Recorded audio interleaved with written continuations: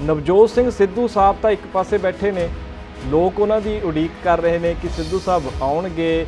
ਇੰਨੀਆਂ ਵੱਡੀਆਂ ਘਟਨਾਵਾਂ ਹੋ ਜਾਂਦੀਆਂ ਨੇ। 123 ਤੋਂ ਵੱਧ ਲੋਕ ਪੰਜਾਬ ਦੇ, ਖਾਸ ਕਰਕੇ ਜਿੱਧਰੋਂ ਸਿੱਧੂ ਸਾਹਿਬ ਨੇ, ਅੰਮ੍ਰਿਤਸਰ ਇਲਾਕੇ ਦੇ ਵਿੱਚ, ਤਰਨ ਤਾਰਨ, ਇਹ ਉਹਨਾਂ ਦਾ ਇਲਾਕਾ, ਤੇ ਆਪਣੇ ਹੀ ਇਲਾਕੇ ਦੇ ਵਿੱਚ ਇਸ ਤਰ੍ਹਾਂ ਦੇ ਨਾਲ ਜ਼ਹਿਰੀਲੀ ਸ਼ਰਾਬ ਪੀ ਕੇ 123 ਤੋਂ ਵੱਧ ਜਿਹੜੇ ਲੋਕ ਮਰ ਜਾਣ ਤੇ ਸਿੱਧੂ ਸਾਹਿਬ ਫਿਰ ਵੀ ਬਾਹਰ ਨਾ ਆਉਣ। ਤੇ ਸਿੱਧੂ ਸਾਹਿਬ ਬੋਲ ਨਹੀਂ ਰਹੇ ਤੇ ਉਹਨਾਂ ਦੀ ਧਰਮ ਪਤਨੀ ਨੇ ਡਾਕਟਰ ਨਵਜੋਤ ਕੌਰ ਸਿੱਧੂ, ਉਹ ਬੋਲ ਰਹੇ ਨੇ ਤੇ ਕਦੇ ਕੁਛ ਕਹਿ ਰਹੇ ਨੇ, ਕਦੇ ਟਵੀਟ ਕਰ ਰਹੇ ਨੇ, ਕਦੇ ਚਿੱਠੀ ਕਰ ਰਹੇ ਨੇ। ਪ੍ਰਧਾਨ ਮੰਤਰੀ ਸਾਹਿਬ ਨੂੰ ਚਿੱਠੀ ਲਿਖਣ ਦਾ ਮੇਰੀ ਕੋਈ ਤੁਕ ਸਮਝ ਦੇ ਵਿੱਚ ਨਹੀਂ ਆਉਂਦੀ, ਕਿਉਂਕਿ ਇਸ ਮੌਕੇ ਤੁਹਾਡੇ ਦੇ ਕੋਲ ਕੋਈ ਪੋਸਟ ਨਹੀਂ ਹੈ, ਨਾ ਤੁਸੀਂ ਵਿਧਾਇਕ ਹੋ, ਨਾ ਕੋਈ ਹੋਰ ਮੰਤਰੀ ਹੋ, ਤੇ ਫਿਰ ਤੁਸੀਂ ਕਿਸ ਤਰ੍ਹਾਂ ਦੇ ਨਾਲ ਪ੍ਰਧਾਨ ਮੰਤਰੀ ਮੋਦੀ ਨੂੰ ਇਹ ਚਿੱਠੀ ਲਿਖੀ ਆ?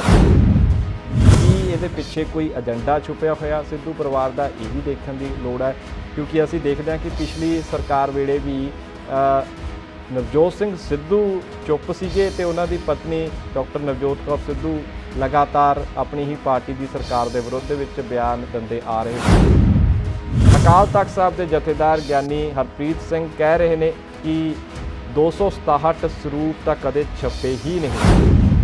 ਜਿਹੜੀ ਅਕਾਲ ਤਖ਼ਤ ਸਾਹਿਬ ਤੇ ਮਾਮਲਾ ਬਾਅਦ ਦੇ ਵਿੱਚ ਗਿਆ, ਪਹਿਲਾਂ ਇਹ ਪੂਰਾ ਮਾਮਲਾ ਸ਼੍ਰੋਮਣੀ ਗੁਰਦੁਆਰਾ ਪ੍ਰਬੰਧਕ ਕਮੇਟੀ ਦੇ ਕੋਲ ਸੀ। ਸ਼੍ਰੋਮਣੀ ਗੁਰਦੁਆਰਾ ਪ੍ਰਬੰਧਕ ਕਮੇਟੀ ਤੇ ਹੀ ਇਹ ਆਰੋਪ ਲੱਗੇ ਸੀ। ਇੱਥੋਂ ਹੀ ਪਤਾ ਲੱਗਿਆ ਸੀ ਕਿ ਗੁਰਦੁਆਰਾ ਰਾਮਸਰ ਸਾਹਿਬ ਦੇ ਵਿੱਚ ਇੱਕ ਜਿਹੜੀ ਪਹਿਲਾਂ ਅਗਜਨੀ ਦੀ ਘਟਨਾ ਹੋਈ ਸੀ, ਉਸ ਤੋਂ ਬਾਅਦ ਜਿਹੜੇ 267 ਸਰੂਪ ਨੇ, ਜੋ ਕਿ ਰਿਕਾਰਡ ਦੇ ਵਿੱਚ ਬਕਾਇਦਾ ਦਰਜ ਨੇ ਕਿ 267 ਸਰੂਪ ਇੱਥੇ ਮੌਜੂਦ ਨੇ, ਤੇ ਉਹ ਨਹੀਂ ਮਿਲ ਰਹੇ, ਲਾਪਤਾ ਸੀ। ਸ਼੍ਰੋਮਣੀ ਗੁਰਦੁਆਰਾ ਪ੍ਰਬੰਧਕ ਕਮੇਟੀ ਦੇ ਵਿੱਚ ਜੇਕਰ ਇਸ ਤਰ੍ਹਾਂ ਦੇ ਰਿਕਾਰਡ ਫਿਰ ਹੋਣ ਲੱਗ ਗਏ ਕਿ 267 ਸਰੂਪ ਰਿਕਾਰਡ ਦੇ ਵਿੱਚ ਤਾਂ ਪਿਛਲੇ ਅਨੇਕਾਂ ਸਾਲਾਂ ਤੋਂ ਆ ਰਹੇ ਨੇ ਕਿ ਹੈਗੇ ਨੇ ਗੁਰਦੁਆਰਾ ਸਾਹਿਬ ਦੇ ਕੋਲ, ਪਰ ਜਦੋਂ ਦੇਖਣ ਨੂੰ ਜਾਈਦਾ ਤੇ ਫਿਰ ਉਹ ਲਾਪਤਾ ਹੁੰਦੇ ਨੇ, ਤੇ ਫਿਰ ਬਾਅਦ ਵਿੱਚ ਜਾਂਚ ਹੁੰਦੀ ਹੈ ਤੇ ਜਾਂਚ ਦੇ ਵਿੱਚ ਕਿਹਾ ਜਾਂਦਾ ਜੀ ਕਿ ਇਹ ਤਾਂ ਸਰੂਪ, ਇਹਨਾਂ ਸਰੂਪਾਂ ਦੀ ਤਾਂ ਛਪਾਈ ਨਹੀਂ ਹੋਈ।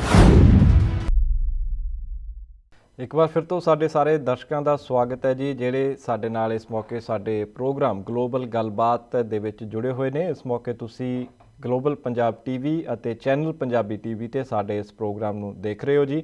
ਤੇ ਅਮਰੀਕਾ ਦੇ ਵਿੱਚ ਗਲੋਬਲ ਪੰਜਾਬ ਟੀਵੀ ਤੇ ਕੈਨੇਡਾ ਦੇ ਵਿੱਚ ਚੈਨਲ ਪੰਜਾਬੀ ਟੀਵੀ ਤੇ ਇਸ ਪ੍ਰੋਗਰਾਮ ਨੂੰ ਦੇਖ ਸਕਦੇ ਹੋ ਤੁਸੀਂ। ਤੇ ਨਾਲ ਦੀ ਨਾਲ, ਜਿਵੇਂ ਕਿ ਅਸੀਂ ਪਹਿਲਾਂ ਵੀ ਤੁਹਾਨੂੰ ਸ਼ੁਰੂਆਤ ਦੇ ਵਿੱਚ ਦੱਸਿਆ ਕਿ ਫੇਸਬੁੱਕ ਦੇ ਉੱਪਰ ਜਿਹੜਾ ਸਾਡਾ ਚੈਨਲ ਦਾ ਪੇਜ ਆ ਗਲੋਬਲ ਪੰਜਾਬ ਟੀਵੀ ਦੇ ਨਾਂ 'ਤੇ, ਉੱਥੇ ਵੀ ਤੁਸੀਂ ਇਸ ਪ੍ਰੋਗਰਾਮ ਨੂੰ ਲਾਈਵ ਜਿਹੜਾ ਹੈ ਕਿ ਦੇਖ ਸਕਦੇ ਹੋ ਜੀ। ਸੋ ਅਸੀਂ ਗੱਲਬਾਤ ਕਰ ਰਹੇ ਸੀ ਬਲਜੀਤ ਸਿੰਘ ਦਾਦੂਵਾਲ ਹੋਰਾਂ ਦੀ, ਪ੍ਰਧਾਨ ਬਣੇ ਨੇ ਹਰਿਆਣਾ ਕਮੇਟੀ ਦੇ, ਤੇ ਜਰਨੈਲ ਸਿੰਘ ਆਮ ਆਦਮੀ ਪਾਰਟੀ ਦੇ। ਜੇਕਰ ਦੇਖਿਆ ਜਾਵੇ ਤਾਂ ਇੱਕ ਚੰਗੇ ਸਿੱਖ ਚਿਹਰੇ ਨੇ, ਚੰਗੇ ਆਗੂ ਨੇ, ਤੇ ਪਾਰਟੀ ਦੇ ਵਿੱਚ ਇਹਨਾਂ ਨੇ ਕਾਫੀ ਕੰਮ ਵੀ ਕੀਤਾ। ਲੇਕਿਨ ਹੁਣ ਪਿਛਲੇ ਕਈ ਸਾਲਾਂ ਤੋਂ ਅਸੀਂ ਦੇਖ ਰਹੇ ਸੀ ਕਿ ਲਗਾਤਾਰ ਜਰਨੈਲ ਸਿੰਘ ਨੂੰ ਆਮ ਆਦਮੀ ਪਾਰਟੀ ਬੈਕਫੁੱਟ 'ਤੇ ਧੱਕ ਰਹੀ ਸੀ, ਤੇ ਹੌਲੀ ਹੌਲੀ ਹੁਣ ਜਿਸ ਤਰ੍ਹਾਂ ਦੇ ਨਾਲ ਅਸੀਂ ਕਹਿ ਰਹੇ ਨੇ, ਪਾਰਟੀ ਕਹਿ ਰਹੀ ਹੈ ਕਿ ਗਲਤੀ ਜਰਨੈਲ ਸਿੰਘ ਨੇ ਕਰ ਦਿੱਤੀ ਹੈ, ਇੱਕ ਪੋਸਟ ਪਾ ਕੇ ਹਿੰਦੂ ਦੇਵੀ ਦੇਵਤਿਆਂ ਦਾ ਅਪਮਾਨ ਕਰਕੇ, ਤੇ ਫਿਰ ਉਸ ਗਲਤੀ ਦੀ ਸਜ਼ਾ ਆਮ ਆਦਮੀ ਪਾਰਟੀ ਨੇ ਦੇ ਦਿੱਤੀ ਹੈ। ਗੌਰ ਕਰਨ ਵਾਲੀ ਗੱਲ ਇਹ ਹੈ ਕਿ ਆਮ ਆਦਮੀ ਪਾਰਟੀ ਪਹਿਲਾਂ ਤੋਂ ਹੀ ਜਿਹੜਾ ਚਾਹ ਰਹੀ ਸੀ ਕਿ ਹੁਣ ਜਰਨੈਲ ਸਿੰਘ ਨੂੰ ਇੱਕ ਪਾਸੇ ਕਰ ਦਿੱਤਾ ਜਾਵੇ, ਤੇ ਇਹ ਕਹਿਣਾ ਕੋਈ, ਮੈਂ ਕਹੂੰਗਾ ਕਿ ਇਹਦੇ ਵਿੱਚ ਕੋਈ ਹਰਜ ਨਹੀਂ ਹੋਏਗਾ ਜੇ ਮੈਂ ਇੱਦਾਂ ਕਹਿਣਾ ਕਿ ਆਮ ਆਦਮੀ ਪਾਰਟੀ ਠੀਕ ਸਮੇਂ ਦੀ ਉਡੀਕ ਕਰ ਰਹੀ ਸੀ ਕਿ ਕੋਈ ਸਮਾਂ ਐਸਾ ਆਵੇ, ਕੋਈ ਆਰੋਪ ਜਰਨੈਲ ਸਿੰਘ 'ਤੇ ਲੱਗੇ ਤੇ ਫਿਰ ਉਹਨਾਂ ਨੂੰ ਕੀ ਪਾਰਟੀ ਦੇ ਵਿੱਚੋਂ ਬਾਹਰ ਕਰ ਦਿੱਤਾ ਜਾਵੇ, ਤਾਂ ਜੋ ਪਾਰਟੀ ਦੇ ਉੱਪਰ ਕੋਈ ਉਂਗਲ ਨਾ ਉੱਠ ਸਕੇ ਕਿ ਪਾਰਟੀ ਨੇ ਇੱਕ ਹੋਰ ਜਿਹੜਾ ਸਿੱਖ ਚਿਹਰਾ ਪਾਰਟੀ ਦਾ ਆਗੂ ਹੈ ਤੇ ਉਹਨੂੰ ਪਾਰਟੀ ਤੋਂ ਬਾਹਰ ਕੱਢ ਦਿੱਤਾ। ਸੋ ਲਗਾਤਾਰ ਅਸੀਂ ਮੋਗਾ ਦੇ ਵਿੱਚ ਸਿਹਤ ਸਹੂਲਤਾਂ ਦੀ ਗੱਲ ਵੀ ਕਰ ਰਹੇ ਸੀ, ਜੋ ਵਿਵਾਦ ਉੱਥੋਂ ਦੇ ਡਾਕਟਰ ਰਿਤੂ ਜੈਨ ਅਤੇ ਵਿਧਾਇਕ ਦੇ ਵਿਚਕਾਰ ਚੱਲ ਰਿਹਾ, ਤੇ ਇਸ ਦੇ ਵਿੱਚ ਮਰੀਜ਼ਾਂ ਦਾ ਨੁਕਸਾਨ ਹੋ ਰਿਹਾ ਕਿਉਂਕਿ ਸਿਹਤ ਕਾਮੇ ਕੰਮ ਠੱਪ ਕਰਨ ਦੀ ਚੇਤਾਵਨੀ ਦੇ ਰਹੇ ਨੇ। ਸੋ ਇਹ ਪੂਰਾ ਮਾਮਲਾ ਕੀ ਸੀ, ਗੱਲ ਕਿੱਥੋਂ ਹੋਈ ਹੈ, ਤੇ ਇਸ ਬਾਰੇ ਅਸੀਂ ਗੱਲ ਕਰਨ ਦੇ ਲਈ ਸਾਡੇ ਨਾਲ ਇਸ ਮੌਕੇ ਜੁੜੇ ਨੇ ਜੀ ਡਾਕਟਰ ਰਿਤੂ ਜੈਨ ਜੀ। ਡਾਕਟਰ ਸਾਹਿਬ, ਬਹੁਤ ਬਹੁਤ ਸਵਾਗਤ ਹੈ ਜੀ ਤੁਹਾਡਾ ਸਭ ਤੋਂ ਪਹਿਲਾਂ ਤੇ। ਹਾਂਜੀ, ਸਤਿ ਸ਼੍ਰੀ ਅਕਾਲ ਜੀ।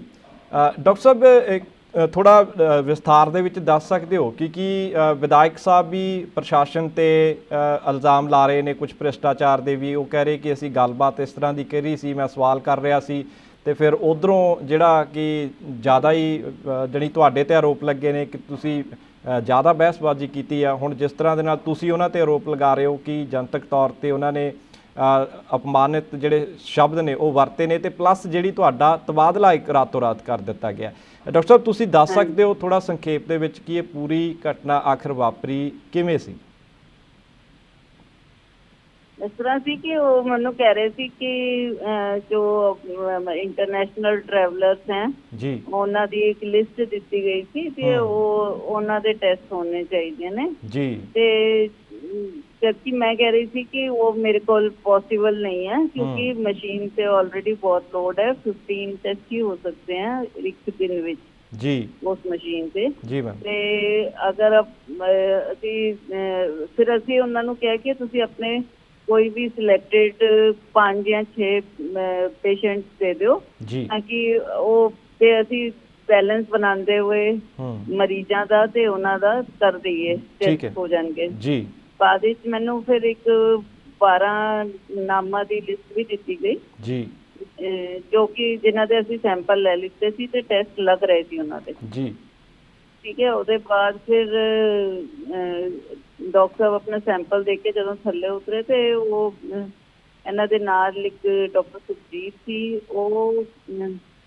ਉਹ ਮੈਨੂੰ ਕਹਿਣ ਲੱਗੇ ਕਿ ਤੁਸੀਂ ਸਾਡੇ ਲੋਕਾਂ ਨੂੰ ਖਰਾਬ ਕਰਦੇ ਹੋ ਤੇ ਉਹਨਾਂ ਦੇ ਨਾਲ ਮਿਸਬਿਹੇਵ ਕਰਦੇ ਹੋ ਜੀ। ਜਦਕਿ ਮੈਂ ਉਹਨਾਂ ਤੋਂ ਕਿਸੇ ਤੋਂ ਵੀ ਮਿਲੀ ਵੀ ਨਹੀਂ ਤੇ ਮੈਂ ਸਵੇਰੇ ਹੀ ਸਾਹਿਲ ਨੂੰ ਵੀ ਕਹਿ ਦਿੱਤਾ ਸੀ ਕਿ ਬਈ ਸਿਰਫ 5 ਟੈਸਟ ਹੀ ਹੋ ਪਾਉਣਗੇ, ਜ਼ਿਆਦਾ ਨਹੀਂ ਹੋ ਪਾਉਣਗੇ ਕਿਉਂਕਿ ਸਾਡੀ ਮਸ਼ੀਨ ਛੋਟੀ ਹੈ, ਉਹਦੀ ਕਪੈਸਿਟੀ ਸਿਰਫ 2 ਟੈਸਟ। ਅੱਛਾ ਮੈਮ, ਮੈਂ ਰੋਕਣਾ ਚਾਹੂੰਗਾ ਜੀ ਤੁਹਾਨੂੰ, ਮੈਂ ਮਾਫੀ ਚਾਹੁੰਦਾ, ਰੋਕਣਾ ਚਾਹੂੰਗਾ। ਮੈਂ ਇੱਕ ਸਵਾਲ ਪੁੱਛਣਾ ਚਾਹ ਰਿਹਾ ਕਿ ਜਿਵੇਂ ਤੁਸੀਂ ਦੱਸ ਰਹੇ ਹੋ ਜੋ ਸੋਸ਼ਲ ਮੀਡੀਆ ਦੇ ਉੱਤੇ ਜਿਹੜੇ ਸਿਹਤ ਕਾਮੇ ਨੇ ਉਹ ਵੀ ਦੱਸ ਰਹੇ ਨੇ ਕਿ ਹਾਂਗਕਾਂਗ ਤੋਂ ਜਿਹੜੇ ਕੁਝ ਉੱਥੋਂ ਦੇ ਨਾਗਰਿਕ ਸੀ ਉਹਨਾਂ ਦੇ ਟੈਸਟ ਪ੍ਰਸ਼ਾਸਨ ਵੱਲੋਂ ਕਰਕੇ ਦਿੱਤੇ ਨੇ ਵਿਧਾਇਕ ਦੇ ਆਖਣ ਤੇ ਜ਼ੋਰ ਪਾਉਣ ਤੋਂ ਬਾਅਦ। ਡਾਕਟਰ ਸਾਹਿਬ, ਕਿਸ ਤਰ੍ਹਾਂ ਦਾ ਕ੍ਰਾਈਟੇਰੀਆ ਹੁੰਦਾ ਤੁਹਾਡੇ ਡਿਪਾਰਟਮੈਂਟ ਦੇ ਵਿੱਚ ਕਿ ਜਿਸ ਤਰ੍ਹਾਂ ਦੇ ਨਾਲ ਅਸੀਂ ਦੇਖ ਰਹੇ ਹਾਂ ਕਿ ਉਹ ਵਿਦੇਸ਼ੀ ਨਾਗਰਿਕ ਸੀ, ਤੇ ਪਹਿਲ ਕਿਹਨਾਂ ਨੂੰ ਦੇਣੀ ਬਣਦੀ ਆ ਤੁਹਾਡੇ ਦੇ ਵੱਲੋਂ? ਜੇ ਮੈਂ ਗੱਲ ਕਰਾਂ ਕਿ ਸਿਹਤ ਵਿਭਾਗ ਦੇ ਵੱਲੋਂ ਕਿ ਪਹਿਲ ਜੋ ਲੋਕਲ ਮਰੀਜ਼ ਨੇ ਉਹਨਾਂ ਨੂੰ ਦੇਣੀ ਬਣਦੀ ਆ, ਜਾਂ ਫਿਰ ਜਿਹੜੇ ਵਿਦੇਸ਼ੀ ਨਾਗਰਿਕ ਕਿਸ ਤਰ੍ਹਾਂ ਆਉਂਦੇ ਨੇ, ਜਾਂ ਉਹਨਾਂ ਨੂੰ ਵੀ ਤੁਹਾਨੂੰ ਅਟੈਂਡ ਕਰਨਾ ਤੁਹਾਡੇ ਲਈ ਜ਼ਰੂਰੀ ਹੁੰਦਾ ਜੀ?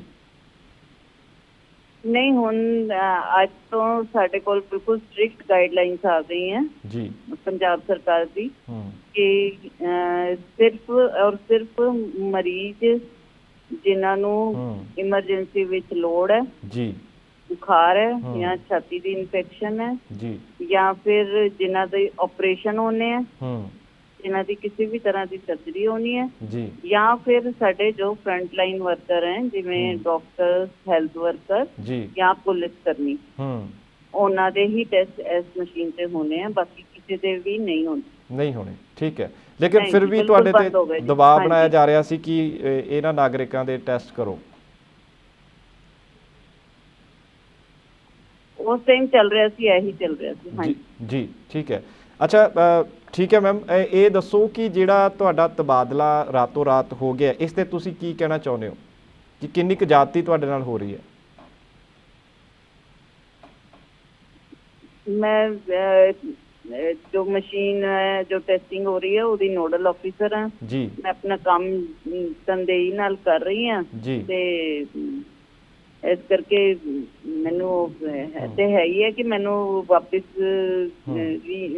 ਆਪਣੀ ਜੋ ਜਿਸ ਪੋਸਟ ਤੇ ਮੈਂ ਸਿਵਲ ਹਸਪੀਟਲ ਮੋਗਾ ਵਿੱਚ ਕੰਮ ਕਰ ਰਹੀ ਹਾਂ ਉੱਥੇ ਤੇ ਆਉਣਾ ਚਾਹੀਦਾ ਜੀ। ਠੀਕ ਹੈ ਮੈਮ, ਬਿਲਕੁਲ ਜੀ, ਤੁਹਾਡਾ ਹੱਕ ਵੀ ਬਣਦਾ ਕਿ ਠੀਕ ਹੈ ਤੁਸੀਂ ਆਪਣੇ ਹੱਕਾਂ ਦੇ ਲਈ ਆਵਾਜ਼ ਵੀ ਉਠਾ ਸਕਦੇ ਹੋ, ਤੁਹਾਨੂੰ ਅਧਿਕਾਰ ਮਿਲੇ ਹੋਏ ਨੇ। ਸੋ ਬਹੁਤ ਬਹੁਤ ਸ਼ੁਕਰੀਆ ਡਾਕਟਰ ਰਿਤੂ ਜੈਨ ਜੀ ਸਾਡੇ ਨਾਲ ਗੱਲਬਾਤ ਕਰਨ ਦੇ ਲਈ, ਸਾਨੂੰ ਸਮਾਂ ਦੇਣ ਦੇ ਲਈ। ਸੋ ਤੁਸੀਂ ਸੁਣਿਆ ਡਾਕਟਰ ਰਿਤੂ ਜੈਨ ਸਾਡੇ ਨਾਲ ਜੁੜੇ ਸੀ ਤੇ ਉਹਨਾਂ ਨੇ ਕਿਹਾ ਸੀ ਕਿ ਜਿਸ ਤਰੀਕੇ ਨਾਲ ਉਹਨਾਂ ਦੀ ਜੋ ਕਰੋਨਾ ਵਾਇਰਸ ਦੇ ਟੈਸਟ ਕਰਨ ਵਾਲੀ ਜੋ ਮਸ਼ੀਨ ਆ ਉਸ 'ਤੇ ਉਹ ਨੋਡਲ ਅਫਸਰ ਨੇ ਤੇ ਉਹਨਾਂ ਦੀ ਦੇਖ ਰੇਖ ਦੇ ਵਿੱਚ ਹੀ ਸਾਰੇ ਮਰੀਜ਼ਾਂ ਦੇ ਜਿਹੜੇ ਵੀ ਸ਼ੱਕੀ ਮਰੀਜ਼ ਨੇ ਉਹਨਾਂ ਦੇ ਟੈਸਟ ਕੀਤੇ ਜਾ ਰਹੇ ਨੇ।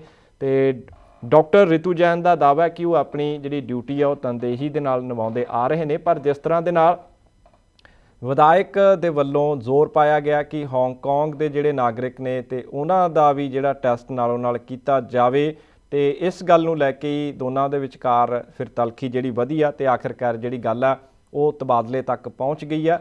ਸੋ ਖੈਰ ਅਸੀਂ ਕੋਸ਼ਿਸ਼ ਕਰਾਂਗੇ, ਪੱਖ ਅਸੀਂ ਕੀਤਾ ਸੀ ਵਿਧਾਇਕ ਹਰਜੋਤ ਕਮਲ ਹੋਰਾਂ ਦੇ ਨਾਲ ਤਾਂ ਕਿ ਉਹਨਾਂ ਦਾ ਵੀ ਪੱਖ ਅਸੀਂ ਰੱਖ ਸਕੀਏ ਇਸ ਦੇ ਵਿੱਚ। ਪਰ ਜੋ ਜਾਣਕਾਰੀ ਫਿਲਹਾਲ ਮਿਲ ਰਹੀ ਆ ਕਿ ਇਹ ਮਿਲ ਰਹੀ ਆ ਕਿ ਸ਼ਾਇਦ ਕਿਤੇ ਨਾ ਕਿਤੇ ਵਿਧਾਇਕ ਹਰਜੋਤ ਕਮਲ ਦਾ ਜਿਹੜੀ ਰਿਪੋਰਟ ਆ, ਅਸੀਂ ਪੱਕੇ ਤੌਰ ਤੇ ਤਾਂ ਨਹੀਂ ਕਹਿ ਰਹੇ ਕਿਉਂਕਿ ਸਾਡੇ ਕੋਲ ਵੀ ਸੂਤਰਾਂ ਦੇ ਹਿਸਾਬ ਨਾਲ ਜਾਣਕਾਰੀ ਮਿਲ ਰਹੀ ਆ ਕਿ ਵਿਧਾਇਕ ਹਰਜੋਤ ਕਮਲ ਦਾ ਜਿਹੜਾ ਰਿਪੋਰਟ ਆ ਉਹ ਸ਼ਾਇਦ ਪੋਜ਼ਿਟਿਵ ਆਈ ਹੈ, ਲੇਕਿਨ ਕਨਫਰਮ ਹਜੇ ਤੱਕ ਨਹੀਂ ਕੀਤਾ ਗਿਆ, ਨਾ ਹੀ ਪ੍ਰਸ਼ਾਸਨ ਵੱਲੋਂ ਇਸ 'ਤੇ ਸਾਡਾ ਕਨਫਰਮੇਸ਼ਨ ਹੋ ਸਕੀ ਹੈ। ਅਤੇ ਇਸ ਕਰਕੇ ਸਾਡੀ ਵਿਧਾਇਕ ਸਾਹਿਬ ਦੇ ਨਾਲ ਜਿਹੜਾ ਸਾਡਾ ਸੰਪਰਕ ਹੈ ਜੀ ਉਹ ਨਹੀਂ ਹੋ ਸਕਿਆ, ਅਤੇ ਨਹੀਂ ਤਾਂ ਅਸੀਂ ਉਹਨਾਂ ਦਾ ਪੱਖ ਵੀ ਜ਼ਰੂਰ ਆਪਣੇ ਪ੍ਰੋਗਰਾਮ ਦੇ ਵਿੱਚ ਲੈਣਾ ਸੀ।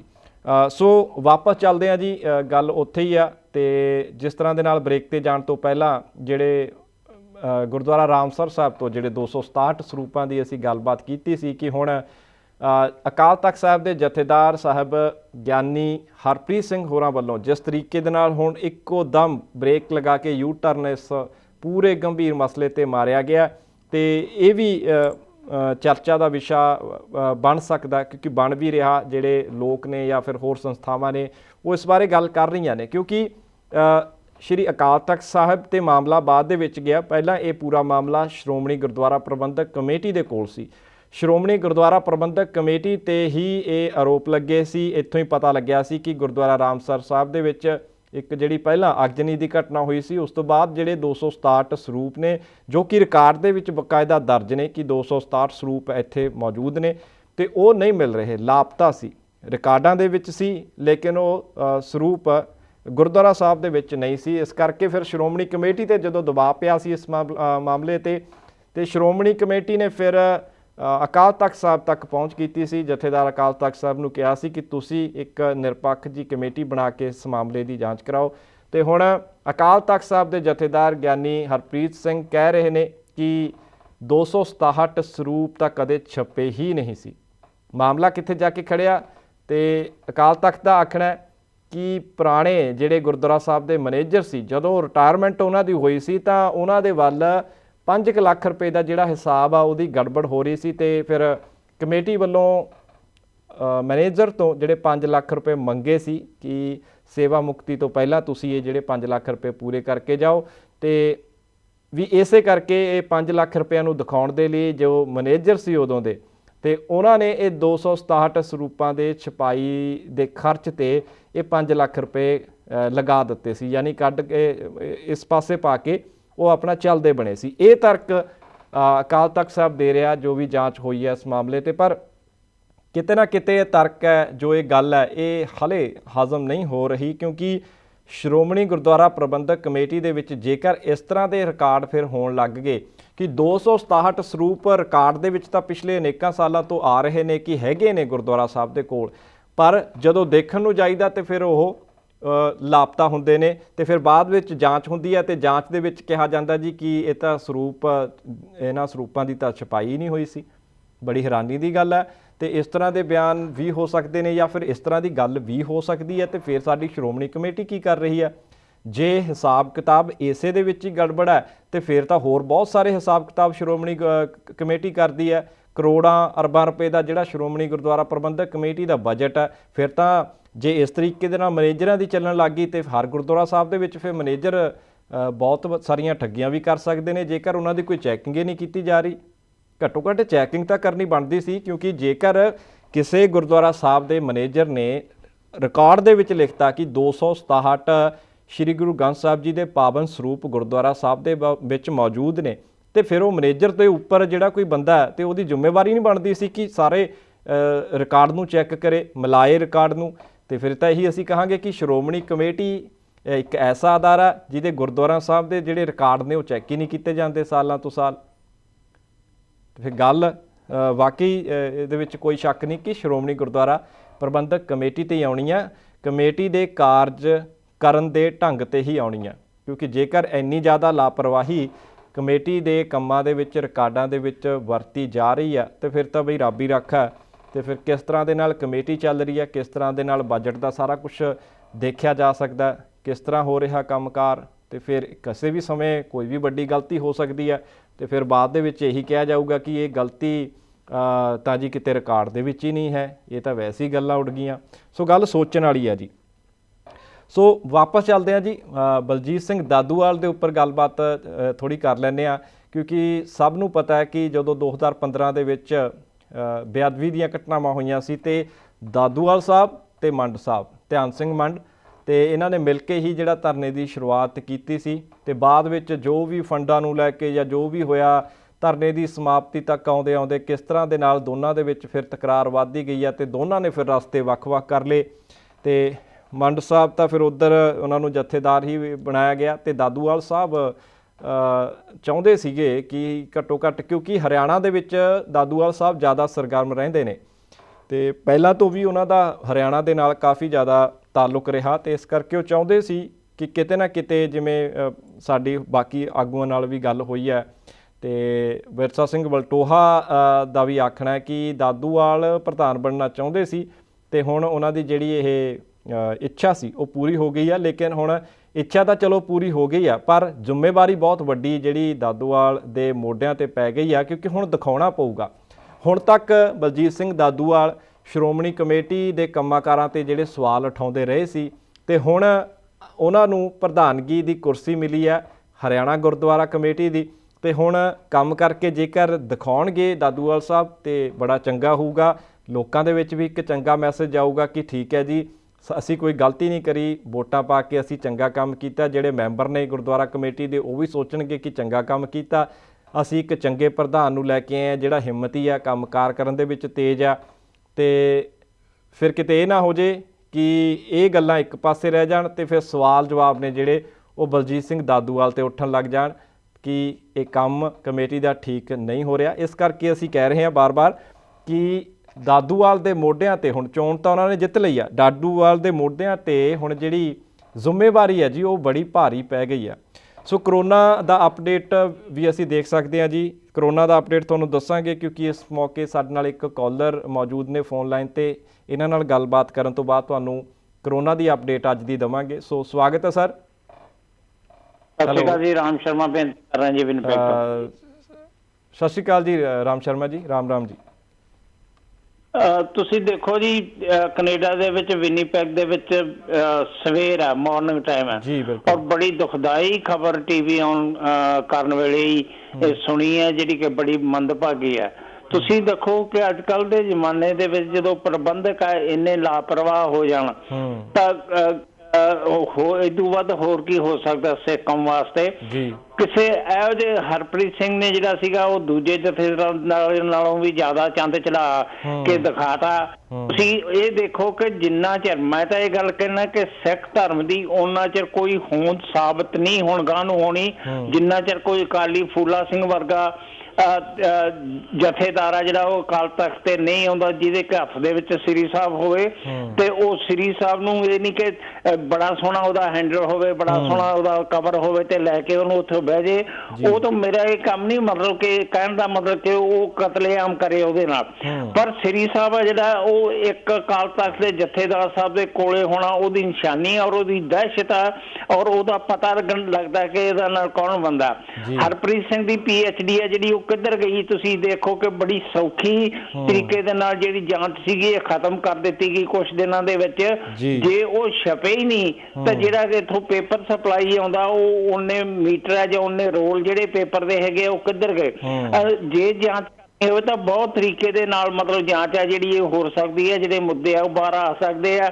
ਤੁਸੀਂ ਇਹ ਦੇਖੋ ਜਦੋਂ ਜੀ ਗੁਰੂ ਸਾਹਿਬ ਦੀ ਇੱਕ ਜਗ੍ਹਾ ਜਿਹੜੀ ਹੈਗੀ ਆ ਉਹ ਅਣਗਹਿਲੀ ਨਹੀਂ ਹੋਈ, ਕੋਟਕਪੂਰੇ ਜਾਂ ਬਰਗਾੜੀ ਦੇ ਨਾਲੋਂ ਵੀ ਮੈਂ ਤਾਂ ਇਹਨੂੰ ਵੱਧ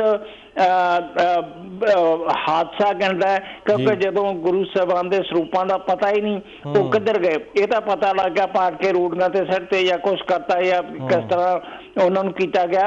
ਪਰ ਜਿਹੜੇ ਇਹ 267 ਸੀਗੇ ਇਹਨਾਂ ਦਾ ਤਾਂ ਕਿਸੇ ਨੂੰ ਇਹ ਨਹੀਂ ਪਤਾ ਜੇ ਕੋਈ ਜੰਗ ਦੇ ਵਿੱਚ ਸ਼ਹੀਦ ਕਿਤੇ ਲੜਿਆ, ਜੇ ਉਹਨੇ ਸ਼ਹੀਦੀ ਪ੍ਰਾਪਤ ਕੀਤੀ ਹੈ ਤਾਂ ਉਹ ਅੱਜ ਤੱਕ ਇਤਿਹਾਸ ਦੇ ਵਿੱਚ ਪਈ ਹੈ ਕਿ ਫਲਾਣੇ ਬੰਦੇ ਨੇ ਫਲਾਣੀ ਜਗ੍ਹਾ ਸ਼ਹੀਦੀ ਪ੍ਰਾਪਤ ਕਰ ਲਈ। ਤੇ ਹੁਣ ਗੁਰੂ ਸਾਹਿਬ ਦਾ ਜਿਹੜਾ ਹੈਗਾ ਲੇਖਾ ਜੋਖਾ, ਜਦੋਂ ਕੋਈ ਗੁਰੂ ਸਾਹਿਬ ਲੋਕਾਂ ਦਾ ਦੁਨੀਆ ਦਾ ਲੇਖਾ ਜੋਖਾ ਕਰਦੇ ਆ ਤੇ ਇਹਨਾਂ ਦਾ ਲੇਖਾ ਜੋਖਾ ਕਰਨ ਦੀ ਹੁਣ ਲੋੜ ਪੈਗੀ। ਔਰ ਇਹ ਦੱਸੋ ਵੀ ਇਹ ਹੁਣ ਸਿੱਖ ਜਗਤ ਨੂੰ ਇਸੇ ਤਰ੍ਹਾਂ ਹੀ ਇਹਨਾਂ ਕੰਨਾਂ ਨਾਲ ਸੁਣ ਕੇ ਚੁੱਪ ਕਰ ਜੂਗਾ? ਮੈਨੂੰ ਤਾਂ ਇਹ ਲੱਗਦਾ ਕਿ ਸਭ ਕੁਛ ਜਿਹੜਾ ਸਿਆਸਤ ਦੇ ਅਧੀਨ ਹੋ ਗਿਆ। Thank you very much. ਬਿਲਕੁਲ ਜੀ, ਬਹੁਤ ਬਹੁਤ ਸ਼ੁਕਰੀਆ ਰਾਮ ਸ਼ਰਮਾ ਜੀ ਕਾਲ ਕਰਨ ਦੇ ਲਈ। ਬਿਲਕੁਲ ਸਹੀ ਗੱਲ ਹੈ ਜੀ, ਕਿਉਂਕਿ ਦੇਖੋ ਸ਼੍ਰੋਮਣੀ ਅਕਾਲੀ ਦਲ ਦੇ ਲਈ ਇਹ ਮਾਮਲਾ ਇਹ ਭਾਰੂ ਪੈ ਰਿਹਾ ਸੀ। ਸ਼੍ਰੋਮਣੀ ਗੁਰਦੁਆਰਾ ਪ੍ਰਬੰਧਕ ਕਮੇਟੀ ਤੇ ਵੀ ਭਾਰੂ ਪੈ ਰਿਹਾ ਸੀ, ਕਿਉਂਕਿ ਗੁਰਦੁਆਰਾ ਸਾਹਿਬ ਤੋਂ ਇੰਨੀ ਵੱਡੀ ਗਿਣਤੀ ਦੇ ਵਿੱਚ ਮਹਾਰਾਜ ਜੀ ਦੇ ਸਰੂਪ ਜਿਹੜੇ ਲਾਪਤਾ ਹੋਣਾ ਇੱਕ ਬਹੁਤ ਵੱਡੀ ਗੱਲ ਹੈ। ਤੇ ਹੁਣ ਇਸ ਤੇ ਕਿਉਂਕਿ ਦੋਨੇ ਧਿਰਾਂ ਘਿਰਦੀਆਂ ਜਾ ਰਹੀਆਂ ਸੀ, ਸ਼੍ਰੋਮਣੀ ਅਕਾਲੀ ਦਲ ਵੀ ਘਿਰ ਰਿਹਾ ਸੀ ਤੇ ਸ਼੍ਰੋਮਣੀ ਕਮੇਟੀ ਤਾਂ ਹੈ ਹੀ ਸੀ ਸਵਾਲਾਂ ਦੇ ਘੇਰੇ ਦੇ ਵਿੱਚ। ਤੇ ਹੁਣ ਜਿਸ ਤਰ੍ਹਾਂ ਦੇ ਨਾਲ ਇਹ ਸਾਰੀ ਜਾਂਚ ਤੋਂ ਬਾਅਦ ਇਹ ਕੱਢ ਕੇ ਗੱਲ ਰੱਖ ਦਿੱਤੀ ਗਈ ਹੈ ਕਿ ਜੀ ਦੇਖੋ ਸਿਰਫ ਰਿਕਾਰਡ ਦੇ ਵਿੱਚ ਹੀ ਮੈਨੇਜਰ ਨੇ ਚੜਾਤੇ ਸੀ ਤੇ ਇਹਨਾਂ ਸਰੂਪਾਂ ਦੀ ਛਪਾਈ ਨਹੀਂ ਹੋਈ ਸੀ। ਤੇ ਉਹੀ ਗੱਲ ਹੈ ਕਿ ਜਿਸ ਤਰ੍ਹਾਂ ਦੇ ਨਾਲ ਸਾਡੇ ਕਾਲਰ ਰਾਮ ਸ਼ਰਮਾ ਜੀ ਆ ਕੇ ਗਏ ਨੇ ਕਿ ਇਹ ਗੱਲ ਹਜ਼ਮ ਵਾਲੀ ਹੋਣ ਵਾਲੀ ਹੈ ਨਹੀਂ ਹੈ। ਤੇ ਪੰਜਾਬ ਦੇ ਲੋਕ ਨੇ ਜਿਹੜੇ ਸਿੱਖ ਕੌਮ ਦੇ ਨਾਲ ਸੰਬੰਧਿਤ ਰੱਖਦੇ ਸਿੱਖ ਨੇ ਉਹ ਸਵਾਲ ਫਿਰ ਪੁੱਛਣਗੇ, ਕਿਉਂਕਿ ਤਸੱਲੀ ਬਖਸ਼ ਇਹ ਜਵਾਬ ਨਹੀਂ ਹੈ। ਸਵਾਲ ਪੁੱਛਣਾ ਹਰ ਇੱਕ ਸਿੱਖ ਦਾ ਫਰਜ਼ ਬਣਦਾ ਤੇ ਜ਼ਰੂਰੀ ਵੀ ਹੈ। ਤੇ ਇਸ ਦੇ ਗੱਲਬਾਤ ਜਿਹੜੀ ਚੱਲ ਰਹੀ ਸੀ ਜੀ, ਤੇ ਇੱਕ ਹੋਰ ਖਬਰ ਵੀ ਤੁਹਾਡੇ ਨਾਲ ਜਾਂਦੇ ਜਾਂਦੇ ਸਾਂਝੀ ਕਰ ਲੈਂਦੇ ਹਾਂ ਕਿ ਨਵਜੋਤ ਸਿੰਘ ਸਿੱਧੂ ਦੀ ਧਰਮ ਪਤਨੀ ਡਾਕਟਰ ਨਵਜੋਤ ਕੌਰ ਸਿੱਧੂ ਨੇ ਹੁਣ ਪ੍ਰਧਾਨ ਮੰਤਰੀ ਮੋਦੀ ਨੂੰ ਚਿੱਠੀ ਲਿਖਤੀ ਹੈ ਜੀ ਇੱਕ।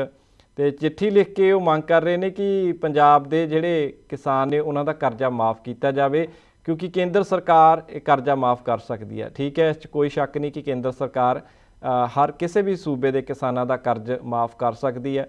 ਤੇ ਪੰਜਾਬ ਸਰਕਾਰ ਵੀ ਦਾਅਵਾ ਕਰ ਰਹੀ ਹੈ, ਕਿਉਂਕਿ ਉਹਨਾਂ ਦੇ ਜਿਹੜੇ ਪਤੀ ਨੇ ਉਹ ਹਾਲੇ ਵੀ ਕਾਂਗਰਸ ਪਾਰਟੀ ਦੇ ਵਿੱਚ ਹੀ ਨੇ, ਨਵਜੋਤ ਸਿੰਘ ਸਿੱਧੂ।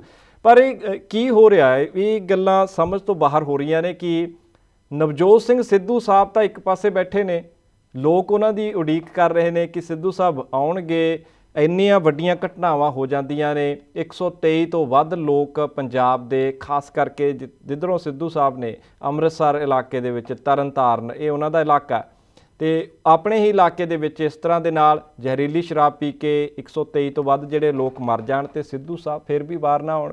ਇਸ ਮੌਕੇ ਪਤਾ ਨਹੀਂ ਹੈ ਕਿ ਸਿੱਧੂ ਸਾਹਿਬ ਕਿੱਥੇ ਨੇ। ਹੋਰ ਵੀ ਕਿੰਨੀਆਂ ਸਾਰੀਆਂ ਗੱਲਾਂ ਨੇ, ਅਸੀਂ ਸਰੂਪਾਂ ਦੀ ਗੱਲਬਾਤ ਕਰਕੇ ਹਟਿਆ ਕਿ ਇਹ ਵੀ ਬਹੁਤ ਇੱਕ ਵੱਡਾ ਮਸਲਾ ਸੀ ਸਿੱਖ ਕੌਮ ਦੇ ਲਈ, ਜਿਸ ਨੂੰ ਕਿ ਹੁਣ ਸ਼੍ਰੋਮਣੀ ਕਮੇਟੀ ਜਾਂ ਫਿਰ ਕਹਿ ਲਈਏ ਕਿ ਜਥੇਦਾਰ ਸਾਹਿਬ ਨੇ ਇੱਕ ਮੌਕੇ ਯੂ ਟਰਨ ਲੈ ਕੇ ਉੱਥੇ ਫਿਰ ਬ੍ਰੇਕਾਂ ਲਗਾਉਣ ਦਾ ਕੰਮ ਕੀਤਾ। ਤੇ ਸਿੱਧੂ ਸਾਹਿਬ ਬੋਲ ਨਹੀਂ ਰਹੇ ਤੇ ਉਹਨਾਂ ਦੀ ਧਰਮ ਪਤਨੀ ਨੇ ਡਾਕਟਰ ਨਵਜੋਤ ਕੌਰ ਸਿੱਧੂ ਉਹ ਬੋਲ ਰਹੇ ਨੇ, ਤੇ ਕਦੇ ਕੁਛ ਕਹਿ ਰਹੇ ਨੇ, ਕਦੇ ਟਵੀਟ ਕਰ ਰਹੇ ਨੇ, ਕਦੇ ਚਿੱਠੀ ਕਰ ਰਹੇ ਨੇ। ਤੇ ਪ੍ਰਧਾਨ ਮੰਤਰੀ ਸਾਹਿਬ ਨੂੰ ਚਿੱਠੀ ਲਿਖਣ ਦਾ ਮੇਰੀ ਕੋਈ ਤੁਕ ਸਮਝ ਦੇ ਵਿੱਚ ਨਹੀਂ ਆਉਂਦੀ, ਕਿਉਂਕਿ ਇਸ ਮੌਕੇ ਤੁਹਾਡੇ ਦੇ ਕੋਲ ਕੋਈ ਪੋਸਟ ਨਹੀਂ ਹੈ, ਨਾ ਤੁਸੀਂ ਵਿਧਾਇਕ ਹੋ, ਨਾ ਕੋਈ ਹੋਰ ਮੰਤਰੀ ਹੋ। ਤੇ ਫਿਰ ਤੁਸੀਂ ਕਿਸ ਤਰ੍ਹਾਂ ਦੇ ਨਾਲ ਪ੍ਰਧਾਨ ਮੰਤਰੀ ਮੋਦੀ ਨੂੰ ਇਹ ਚਿੱਠੀ ਇਹ ਲਿਖੀ ਆ, ਤੇ ਕੀ ਇਹਦੇ ਪਿੱਛੇ ਕੋਈ ਏਜੰਡਾ ਛੁਪਿਆ ਹੋਇਆ ਸਿੱਧੂ ਪਰਿਵਾਰ ਦਾ, ਇਹ ਵੀ ਦੇਖਣ ਦੀ ਲੋੜ ਹੈ। ਕਿਉਂਕਿ ਅਸੀਂ ਦੇਖਦੇ ਹਾਂ ਕਿ ਪਿਛਲੀ ਸਰਕਾਰ ਵੇਲੇ ਵੀ ਨਵਜੋਤ ਸਿੰਘ ਸਿੱਧੂ ਚੁੱਪ ਸੀਗੇ ਤੇ ਉਹਨਾਂ ਦੀ ਪਤਨੀ ਡਾਕਟਰ ਨਵਜੋਤ ਕੌਰ ਸਿੱਧੂ ਲਗਾਤਾਰ ਆਪਣੀ ਹੀ ਪਾਰਟੀ ਦੀ ਸਰਕਾਰ ਦੇ ਵਿਰੁੱਧ ਦੇ ਵਿੱਚ ਬਿਆਨ ਦਿੰਦੇ ਆ ਰਹੇ ਸੀ। ਉਹੀ ਕੁਝ ਸਾਨੂੰ ਹੁਣ ਨਜ਼ਰ ਆ ਰਿਹਾ ਕਿ ਨਵਜੋਤ ਸਿੰਘ ਸਿੱਧੂ ਬਿਲਕੁਲ ਚੁੱਪ ਕਰਕੇ ਬੈਠੇ ਹੋਏ ਨੇ ਤੇ ਉਹਨਾਂ ਦੇ ਜਿਹੜੇ ਧਰਮ ਪਤਨੀ ਨੇ ਡਾਕਟਰ ਨਵਜੋਤ ਕੌਰ ਸਿੱਧੂ ਉਹ ਚਾਰੇ ਪਾਸੇ ਉਹ ਟੈਸਟ ਕਰ ਰਹੇ ਨੇ। ਆਮ ਆਦਮੀ ਪਾਰਟੀ ਨੂੰ ਵੀ ਉਹ ਟੈਸਟ ਕਰ ਰਹੇ ਨੇ ਕਿ ਉਹਨਾਂ ਦਾ ਕੀ ਆਖਣਾ, ਤੇ ਨਾਲ ਦੀ ਨਾਲ ਬੀਜੇਪੀ ਤੇ ਵੀ ਪੂਰੀ ਆਖਿਆ ਕਿ ਬੀਜੇਪੀ ਦੇ ਵਿੱਚ ਵੀ ਅਸੀਂ ਵਾਪਸੀ ਕਰ ਲਈਏ ਤੇ ਕਿਹੜਾ ਪੱਖ ਜਿਹੜਾ ਸਹੀ ਰਹੂਗਾ। ਸੋ ਇਸੇ ਕਰਕੇ ਅਸੀਂ ਕਹਿ ਰਹੇ ਹਾਂ ਕਿ ਜਿਹੜੇ ਸਿੱਧੂ ਪਰਿਵਾਰ ਦੇ ਇਸ ਤਰ੍ਹਾਂ ਦੀਆਂ ਗਤੀਵਿਧੀਆਂ ਦੇ ਜਿਹੜੇ ਨਤੀਜੇ ਨੇ ਜਾਂ ਸੋਚ ਹੈ ਇੱਕ, ਉਹ ਲੋਕਾਂ ਦੇ ਵਿੱਚ ਕਿਸ ਤਰ੍ਹਾਂ ਦੀ ਜਾ ਰਹੀ ਹੈ, ਤੇ ਇਹਨੂੰ ਕਲੀਅਰ ਕਰਨਾ ਨਵਜੋਤ ਸਿੰਘ ਸਿੱਧੂ ਦਾ ਫਰਜ਼ ਬਣਦਾ ਹੈ। ਤੇ ਠੀਕ ਹੈ, ਜੇਕਰ ਕਿਸੇ ਵੀ ਪਾਰਟੀ ਦੇ ਵਿੱਚ ਜਾਂ ਜਾਣਾ ਚਾਹੁੰਦੇ ਆ ਉਹਨਾਂ ਦੀ ਵੱਖਰੀ ਰਾਏ ਆ, ਪਰ ਪੰਜਾਬ ਦੇ ਹਿੱਤਾਂ ਨੂੰ ਸਭ ਤੋਂ ਪਹਿਲਾਂ ਸੋਚਣਾ ਚਾਹੀਦਾ। ਪੰਜਾਬ ਦੇ ਲੋਕਾਂ ਦੀ ਮੰਗ ਤੇ ਉਹਨਾਂ ਦੀ ਸੋਚ ਨੂੰ ਧਿਆਨ ਦੇ ਵਿੱਚ ਸਿੱਧੂ ਸਾਹਿਬ ਨੂੰ ਜ਼ਰੂਰ ਰੱਖਣਾ ਚਾਹੀਦਾ। ਸੋ ਸਿੱਧੂ ਸਾਹਿਬ ਹੁਣ ਸਮਾਂ ਆ ਗਿਆ ਕਿ ਜਦੋਂ ਘਰ ਤੋਂ ਬਾਹਰ ਨਿਕਲ ਕੇ ਰਾਜਨੀਤੀ ਦੇ ਵਿੱਚ ਸਰਗਰਮ ਤੁਹਾਨੂੰ ਹੋਣਾ ਚਾਹੀਦਾ। ਪੰਜਾਬ ਦੇ ਲੋਕ ਬਹੁਤ ਸਾਡੀਆਂ ਉਮੀਦਾਂ ਤੁਹਾਡੇ ਤੋਂ ਰੱਖੀ ਬੈਠੇ ਨੇ। ਸੋ ਵੇਲਾ ਹੋ ਗਿਆ ਜੀ ਸਮਾਪਤੀ ਦਾ, ਤੇ ਜਾਂਦੇ ਜਾਂਦੇ ਕਰੋਨਾ ਵਾਇਰਸ ਦੀ ਜਿਸ ਤਰ੍ਹਾਂ ਦੇ ਨਾਲ ਹਰ ਦਿਨ ਅਸੀਂ ਤੁਹਾਨੂੰ ਅਪਡੇਟ ਦਿੰਦੇ ਹਾਂ। ਅੱਜ ਦੇਸ਼ ਭਰ ਦੇ ਵਿੱਚ ਦੇਖੀਏ ਤਾਂ 24 ਲੱਖ ਤੋਂ ਜਿਹੜੀਏ ਵਧੇਰੇ ਜਿਹੜੇ ਮਰੀਜ਼ ਨੇ ਉਹ ਕਰੋਨਾ ਵਾਇਰਸ ਦੇ ਹੋ ਚੁੱਕੇ ਨੇ। 47,000 ਤੋਂ ਵੱਧ ਲੋਕਾਂ ਦੀਆਂ ਮੌਤਾਂ ਹੋ ਚੁੱਕੀਆਂ ਨੇ। ਪੰਜਾਬ ਦੇ ਵਿੱਚ ਇਸ ਮੌਕੇ 27,936 ਮਰੀਜ਼ ਹੋ ਗਏ ਨੇ। ਤਕਰੀਬਨ 28,000 ਮਰੀਜ਼ ਹੋ ਗਏ ਨੇ ਜੀ, ਤੇ 706 ਮੌਤਾਂ ਹੋ ਚੁੱਕੀਆਂ ਨੇ। ਤੇ ਅੱਜ ਪਿਛਲੇ 24 ਘੰਟੇ ਦੇ ਵਿੱਚ 1,035 ਕਰੋਨਾ ਦੇ ਨਵੇਂ ਕੇਸ ਸਾਹਮਣੇ ਆਏ ਨੇ। ਪੂਰੇ ਦੇਸ਼ ਦੇ ਵਿੱਚ 60,000 ਰੋਜ਼ਾਨਾ ਮਰੀਜ਼ ਨੇ ਉਹ ਸਾਹਮਣੇ ਆ ਰਹੇ ਨੇ, ਨਵੇਂ ਆ ਰਹੇ ਨੇ। ਸੋ ਇਹ ਕਰੋਨਾ ਦੇ ਇਸੇ ਹੀ ਅਪਡੇਟ ਦੇ ਨਾਲ ਜੀ ਸਾਡਾ ਜਿਹੜਾ ਸਮਾਂ ਵੀ ਆ ਉਹ ਵੀ ਪੂਰਾ ਹੋ ਗਿਆ। ਸੋ ਇਜਾਜ਼ਤ ਚਾਹੁੰਦੇ ਹਾਂ ਜੀ ਅੱਜ ਦੇ ਲਈ ਤੁਹਾਡੇ ਤੋਂ, ਕਿਉਂਕਿ ਕੱਲ੍ਹ ਨੂੰ ਫਿਰ ਇਸੇ ਹੀ ਸਮੇਂ ਇਸੇ ਚੈਨਲ 'ਤੇ ਤੁਹਾਡੇ ਨਾਲ ਮੁਲਾਕਾਤ ਹੋਵੇਗੀ ਜੀ ਪ੍ਰੋਗਰਾਮ ਗਲੋਬਲ ਗੱਲਬਾਤ ਦੇ ਰਾਹੀਂ ਹੀ। ਸੋ ਕੱਲ੍ਹ ਤੱਕ ਦੇ ਲਈ ਹੁਣ ਸਾਨੂੰ ਆਗਿਆ ਦਿਓ ਜੀ। ਸਤਿ ਸ਼੍ਰੀ ਅਕਾਲ ਤੇ ਧੰਨਵਾਦ। ਸਾਡਾ ਹਰ ਇੱਕ ਪ੍ਰੋਗਰਾਮ ਦੇਖਣ ਤੇ ਸਾਡੇ ਨਾਲ ਜੁੜਨ ਲਈ ਸਬਸਕ੍ਰਾਈਬ ਕਰੋ ਚੈਨਲ ਪੰਜਾਬੀ ਤੇ ਨੋਟੀਫਿਕੇਸ਼ਨ ਲਈ ਬੈਲ ਆਈਕਨ ਵਾਲੇ ਬਟਨ ਤੇ ਕਲਿੱਕ ਕਰੋ।